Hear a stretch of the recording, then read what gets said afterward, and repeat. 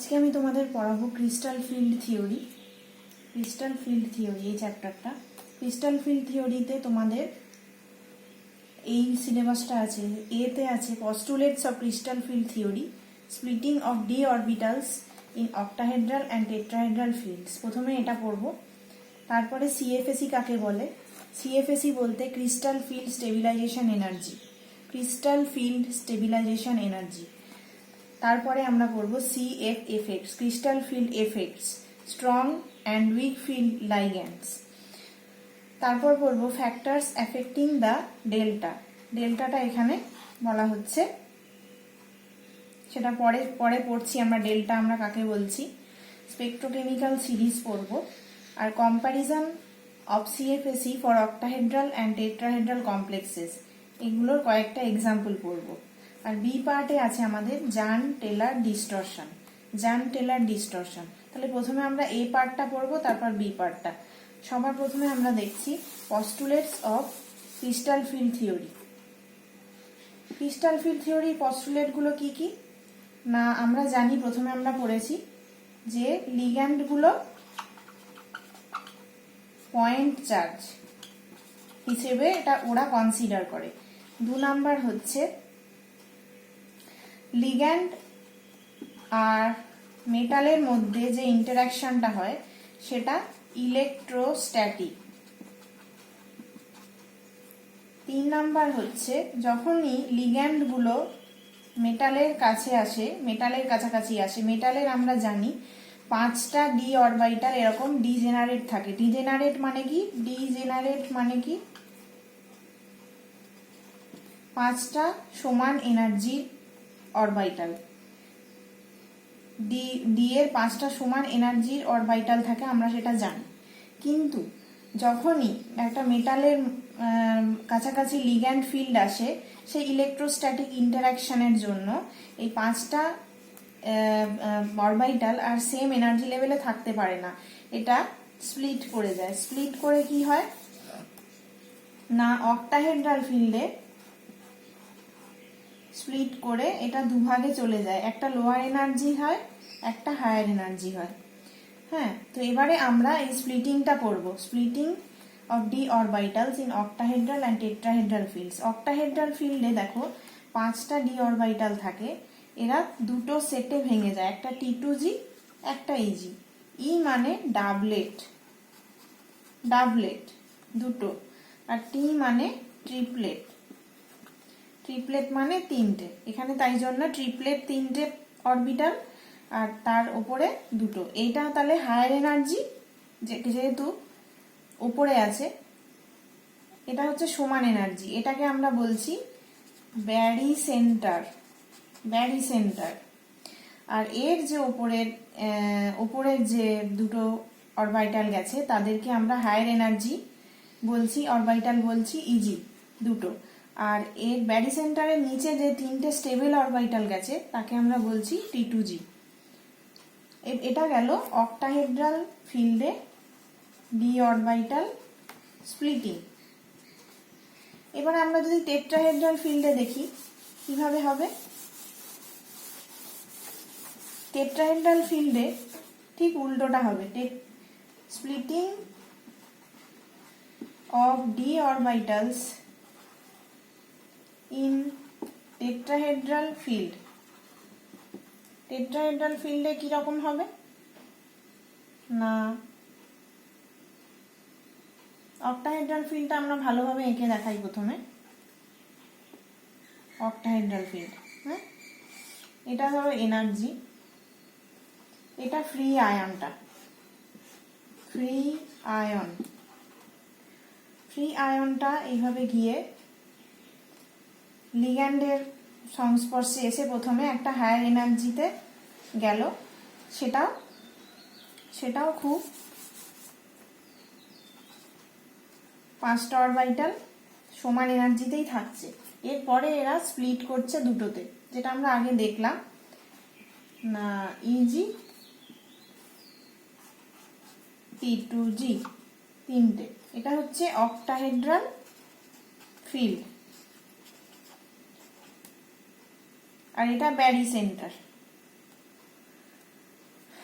এটা হচ্ছে 0.4 delta octahedral, এগুলো পরে বলছি।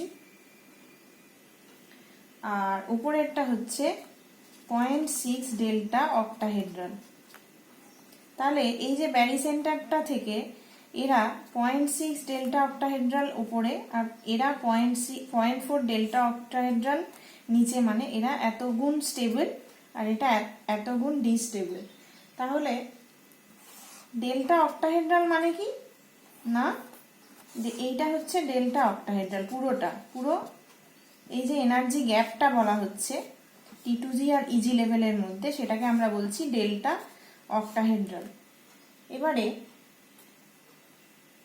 তিনটে T2G অরবিটাল স্টেবিলাইজ, কতটা পরিমাণ স্টেবিলাইজ হয় না 2/5 ডেল্টা অক্টাহেড্রাল T2G গুলো, আর EG গুলো হয় ডিস্টেবিলাইজ কতটা হয় 3/5 ডেল্টা অক্টাহেড্রাল। সেই জন্য এটা 0.6 ডেল্টা অক্টাহেড্রাল ডিস্টেবিলাইজড আর এটা 0.4 ডেল্টা অক্টাহেড্রাল স্টেবিলাইজড।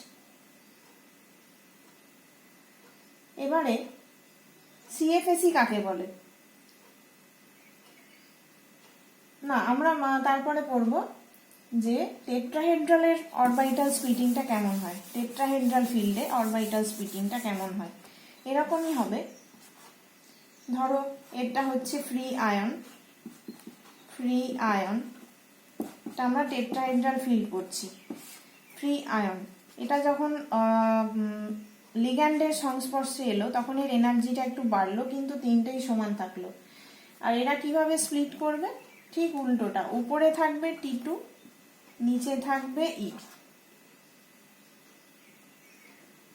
উপরের গুলো 2/5 ডেল্টা টি পরিমাণ স্টেবিলাইজড আর নিচের গুলো 3/5 ডেল্টা টি পরিমাণ, ওপরেরটা 2/5 ডেল্টা টি পরিমাণ ডিস্টেবিলাইজড, নিচের গুলো 3/5 ডেল্টা টি সমান স্টেবিলাইজড।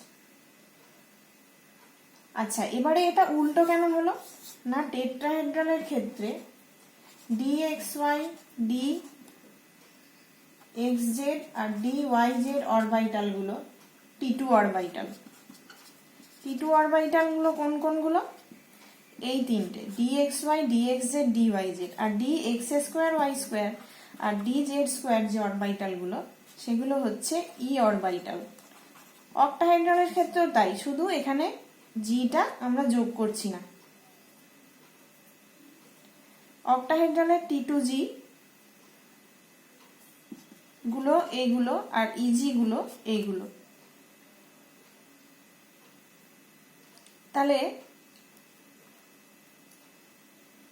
এই যে T2 আর E এর মধ্যে যে ডিফারেন্সটা, T2 আর E অরবিটালের মধ্যে যে ডিফারেন্সটা, সেটাকে আমরা বলি ডেল্টা টি অথবা tetrahedral splitting energy, tetrahedral splitting energy.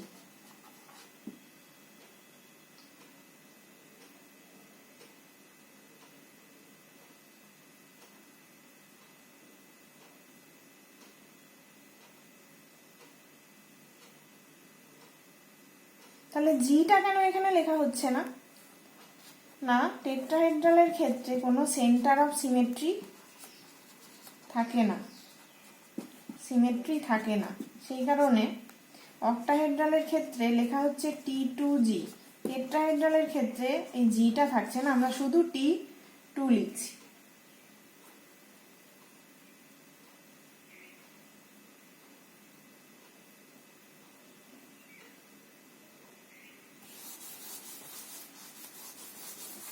এটা গেল আমাদের D orbital splitting in octahedral and tetrahedral field. এরপরে আমরা যাব CFSE অথবা crystal field stabilisation energy or CFSE। এটা মানে কি, এটা বলতে কি বোঝায়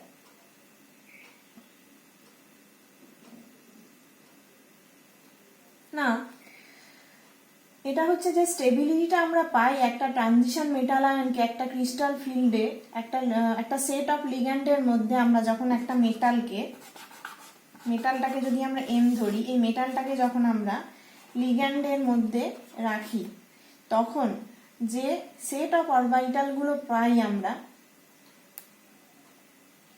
সেগুলোকে বলে, মানে সেটা যে স্টেবিলিটি পায় যখন আমরা লিগ্যান্ড অরবিটালের মধ্যে মেটালটাকে রাখি, তখন এরা কিছু একটা মানে মেটাল ডি অরবিটালগুলো স্টেবিলিটি পায়। স্টেবিলিটি পায় এই জন্য, কি জন্য পায় না, ডি অরবিটালগুলো আর একই এনার্জি লেভেলে থাকতে পারে না। তারা, আমরা জানি এইভাবে একই এনার্জি লেভেলে থাকতে পারে না, তারা স্প্লিট করে যায়। হায়ার এনার্জি অরবিটাল ইজি আর লোয়ার এনার্জি অরবিটাল টি টু জি। আমরা আগেই এটা পড়েছি।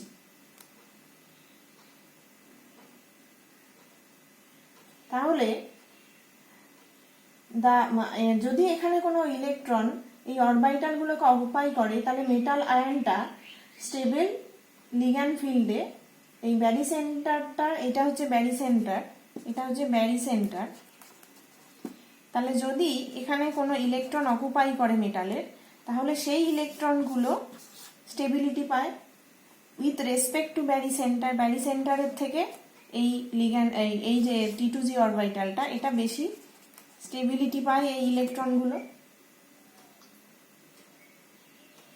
যতটা পরিমাণ স্টেবিলিটি পায় সেটাকে বলছি আমরা CFSE or crystal field stabilisation energy, সেটাকেই বলা হচ্ছে সিএফএসি। ব্যারি সেন্টার থেকে মেটালের ইলেকট্রনগুলো টি টু জি অরবিটালে থাকলে যতটা পরিমাণ স্টেবিলিটি গেইন করে সেটাকে বলা হয় ক্রিস্টাল ফিল্ড স্টেবিলাইজেশন এনার্জি।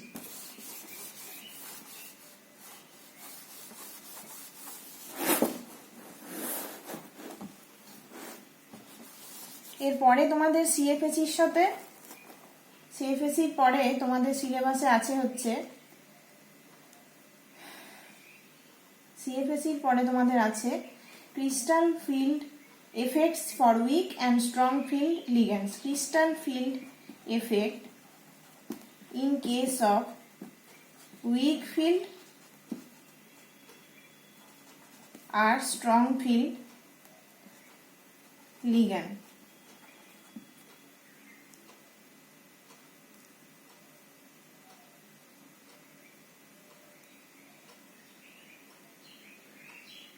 তার আগে তোমাদের জানতে হবে যে স্পেকট্রোকেমিক্যাল সিরিজ কাকে বলে। স্পেকট্রোকেমিক্যাল সিরিজ কাকে বলে?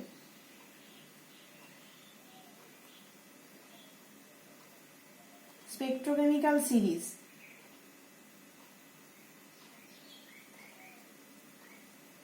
না, আমরা এতক্ষণ ক্রিস্টাল ফিল্ড স্টেবিলাইজেশন পড়লাম অক্টাহেড্রাল আর টেট্রাহেড্রাল কমপ্লেক্সের ক্ষেত্রে। এবার হচ্ছে স্পেকট্রোকেমিক্যাল সিরিজ। এবার যে ডি অরবিটালগুলো ক্রিস্টাল ফিল্ডে স্প্লিটিং করে, সেগুলো জিওমেট্রি কমপ্লেক্সটার যে জিওমেট্রি তার উপর ডিপেন্ড করে, জিওমেট্রি ডিপেন্ডেন্ট যেভাবে এরা স্প্লিট করে। এটা আবার মেটাল আয়নের নেচারের উপরেও ডিপেন্ড করে, আবার চার্জ অফ দ্য মেটাল আয়নের উপরেও ডিপেন্ড করে।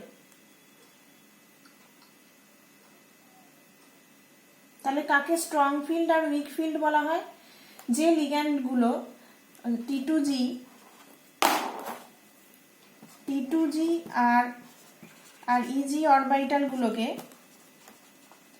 অরবিটালগুলোর মধ্যে লার্জ ডিফারেন্স তৈরি করে, মানে তাদের ডিফারেন্সগুলো অনেকটা বাড়িয়ে দেয়, যে লিগ্যান্ডগুলো, তাদেরকে বলা হয় স্ট্রং ফিল্ড লিগ্যান্ড। এরা কারা না, আমরা যদি একটা স্পেকট্রোকেমিক্যাল সিরিজকে দেখি তাহলে স্পেকট্রোকেমিক্যাল সিরিজে আমরা এরকম দেখব, কার্বন মনোক্সাইড সমান সমান সায়ানো, এরা হচ্ছে স্ট্রং ফিল্ড লিগ্যান্ড। তারপরে আস্তে আস্তে কমছে, উইক ফিল্ডের দিকে যাচ্ছে, অ্যামোনিয়া NCS মাইনাস, তারপর জলের থেকে তারপর OH মাইনাস F মাইনাস করে এদিকে যাচ্ছে। এরা হচ্ছে সব উইক ফিল্ড। তাহলে যত আমি স্পেকট্রোকেমিক্যাল সিরিজের ডান দিকে যাব তত আমার লিগ্যান্ডগুলো উইক ফিল্ড লিগ্যান্ড হবে। উইক ফিল্ড লিগ্যান্ড বলতে এরা T2G আর ইজির মধ্যে বেশি এনার্জি ডিফারেন্স বা এনার্জির তফাৎ ঘটায় না, এনার্জি ডিফারেন্স তৈরি করে না, তারা হচ্ছে উইক ফিল্ড লিগ্যান্ড। এই ধরনের OH, F minus, H2O, NCS এরা। আর CO, CN মাইনাস এইসব লিগ্যান্ডগুলো স্ট্রং ফিল্ড লিগ্যান্ড। এরা T2G আর ইজির মধ্যে ডিফারেন্স খুব বেশি বেশি ডিফারেন্স তৈরি করে। T2G আর ইজির মধ্যে ডিফারেন্স বলতে আমরা কোনটাকে বোঝাচ্ছি না, ডেল্টাটা। ডেল্টা এই যে আমরা পড়লাম 5টা অরবিটাল, ওপরে গেল ইজি, নিচে গেল T2G, এদের যে ডিফারেন্সটা এইটার কথা আমরা বলছি। এবার স্ট্রং ফিল্ড লিগ্যান্ডগুলো এই যে ডিফারেন্সটা এটা বাড়িয়ে দেবে, আর উইক ফিল্ড লিগ্যান্ডগুলো এই যে ডিফারেন্সটা এটা কমাবে। স্ট্রং ফিল্ড লিগ্যান্ড বাড়িয়ে দেবে, উইক ফিল্ড লিগ্যান্ডগুলো কমাবে। এটা গেল আমাদের স্ট্রং ফিল্ড আর উইক ফিল্ড। এরপরে তোমাদের সিলেবাসে আছে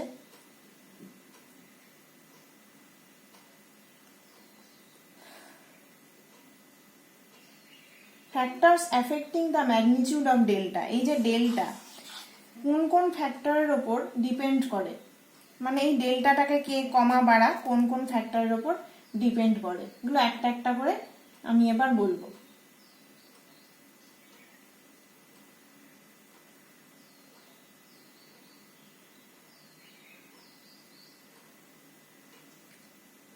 প্রথম ফ্যাক্টর হচ্ছে charge on the metal ion. প্রথম factor charge on metal ion. Metal আয়নের ওপর চার্জ যত বেশি হবে, এটা মেটাল আর লিগ্যান্ডের ডিস্টেন্সটা কমিয়ে দেবে। মেটাল লিগ্যান্ড ডিস্টেন্স কমিয়ে দেবে। সেটা কমিয়ে দিলে কি হবে, মেটাল লিগ্যান্ড যে ডি অরবিটাল ইন্টারঅ্যাকশনটা, অরবিটাল মেটালের ডি অরবিটাল গুলো লিগ্যান্ডের কাছাকাছি চলে আসবে বা বেশি ইন্টারঅ্যাক্ট করবে মেটালের ডি অরবিটাল গুলো লিগ্যান্ডের অরবিটালের সাথে। সেই জন্য কি হবে, ডেল্টা ও বাড়বে। তাহলে চার্জ যত বাড়বে ডেল্টা ও তত বাড়বে। তাহলে charge directly proportional to delta O. Charge বাড়লে ডেল্টা ওটাও বাড়বে। একটা এক্সাম্পল দেখো,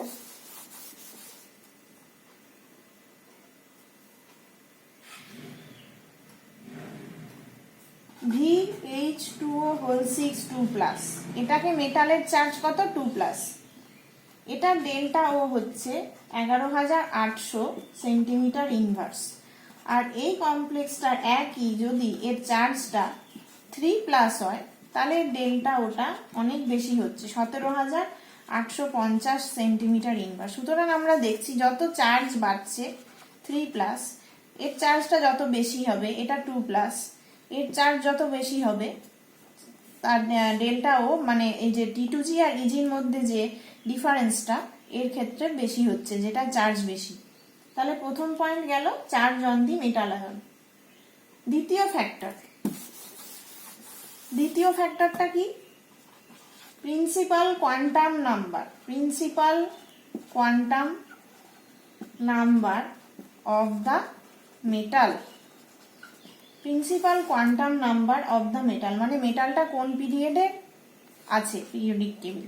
প্রিন্সিপাল কোয়ান্টাম নাম্বার যেটা আমরা n জানি, আমরা ফার্স্ট সেমে পড়েছি না। এবারে ডেল্টা ও বাড়বে n এর সাথে, মানে n এর মান যত বেশি হবে ডেল্টা ওর মান তত বাড়বে। যেমন 3D ডেল্টা ওর মান কম, ডেল্টা ও 4D থেকে, ডেল্টা ও 3D 4D থেকে কম, আবার ডেল্টাও 5D 4D থেকে বেশি। তাহলে 3, 4, 5 আস্তে আস্তে ডেল্টাও বাড়ছে। এটার কি কারণ? না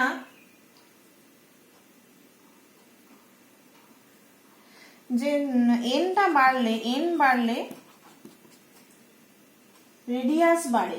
রেডিয়াস ভ্যালেন্স অরবিটাল গুলোর মানে বাইরের যে কক্ষের রেডিয়াসটা বাড়ে আমরা জানি এন বাড়লে।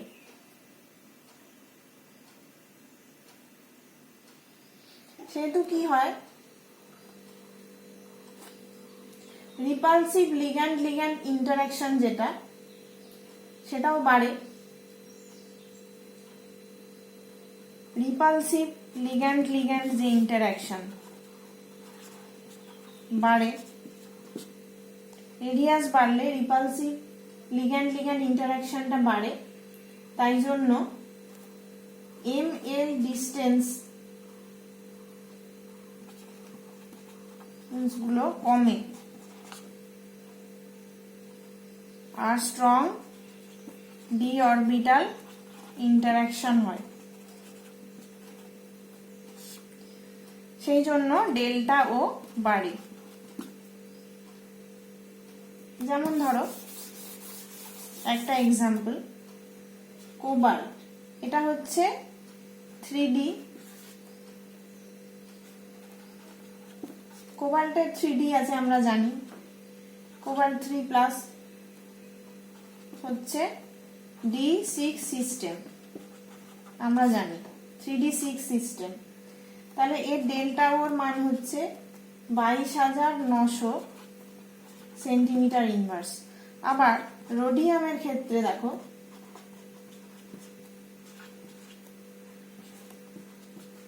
ডেল্টা ওটা 34,100 সেন্টিমিটার ইনভার্স। এটা হচ্ছে 4D। 5D একটা মেটালের হচ্ছে ইরিডিয়াম, সবারই চার্জ সমান +3। এর ক্ষেত্রে আবার ডেল্টাও দেখো 40,000। তাহলে আমরা দেখছি 3D ডেল্টাও কম 4D ডেল্টাও থেকে, তার থেকেও কম 5D। 4D ডেল্টাও less than 5D ডেল্টাও। তাহলে 5D ডেল্টাও সব থেকে বেশি, তারপর 4D ডেল্টাও, তারপর 3D ডেল্টাও। 3 নাম্বার ফ্যাক্টর কি? 3 নাম্বার ফ্যাক্টর হচ্ছে নেচার